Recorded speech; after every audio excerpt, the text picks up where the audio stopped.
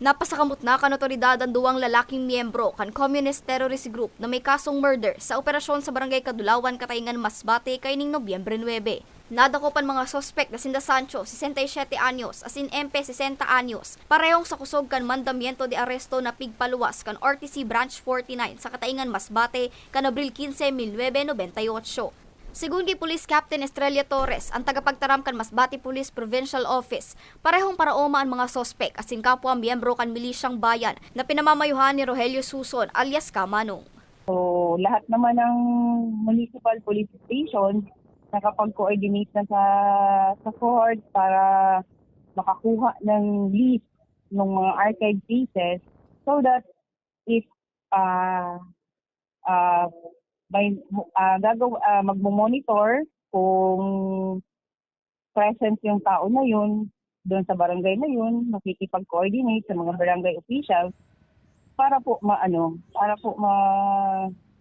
madakip sila at ma-revise yung kaso sa korte.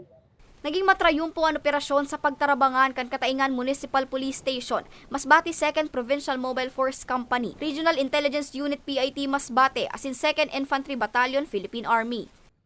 Nag-backtrack po yung kapulisan, yung organization dun sa mga kasong na-archive siya kasi 1998 pa to. So pina-backtrack po ng fire headquarters yung nag-coordinate sa court para yung mga kasong matagal na hindi pa rin hindi pa siya naaaresto, that's why naging archive na siya. Iisipin ng taong mga akusado na yun, baka wala na silang kaso. So pwede na silang magpakita doon sa lugar o pwede na silang bumalik doon sa barangay nila. Di nila alam na yung kaso nila is naka-archive lang doon sa korte. Mientras tanto, sa Roma na nagpabistong miyembro kan CTG ang voluntaryong nagsuko sa 1st Masbate Provincial Mobile First Company alas 10:15 kaining Nobyembre 10.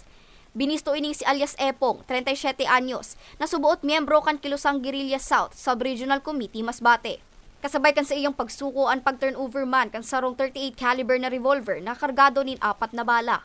Yung miyembro ng CTG na kung sumuko at nag-turnover ng baril sa 1st Masbate PMFC ay tinuturing ng isang makasaysayang hakbang patungo sa kapayapaan. Ito ma'am ay naganap sa Fictive Valley Farm, Barangay Tigbao, Milagros, Masbate. Ito ma'am ay bunga ng relentless effort ng First Masbate Police Provincial Office kung saan nakumbinsi itong CTG member na to para sumuko po sa kapulisan. So it was validated na sa e-warrant system namin and sa korte.